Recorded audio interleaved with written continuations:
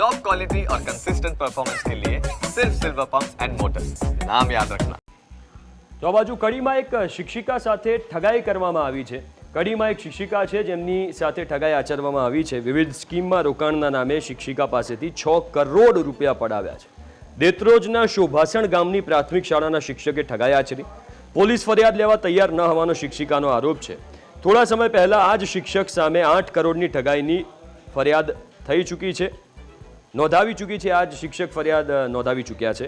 વિવિધ ફ્લેટ, જમીન અને તમાકુમાં રોકાણના નામે ઠગાઈ આચરવામાં આવી છે।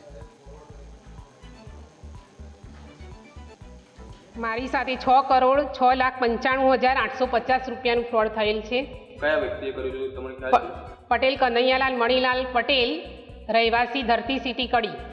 7/10 તારીખે 7/10/24ના રોજ અમે ડીએસપી મહેસાણા મુકામે આ છેતરપિંડીની ફરિયાદ રજિસ્ટર એડી દ્વારા પહોંચાડી હતી। ત્યાંથી ફોરવર્ડિંગ થઈને કડી પોલીસ સ્ટેશનમાં આવી ગઈ છે। 1.5 મહિનો થયો, પરંતુ અમે 2 દિવસ પહેલાં પણ ગયા હતા તો પોલીસ સ્ટેશનમાં પીઆઈ સાહેબે અમને બેસાડી રાખ્યા। ત્યાં અમારી સાથે રાત્રે 10 વાગ્યા સુધી બેસાડી રાખ્યા અને એમ કીધું કે તમે ફરિયાદ કરી એના પહેલાં એક એફઆઈઆર થઈ ગઈ છે।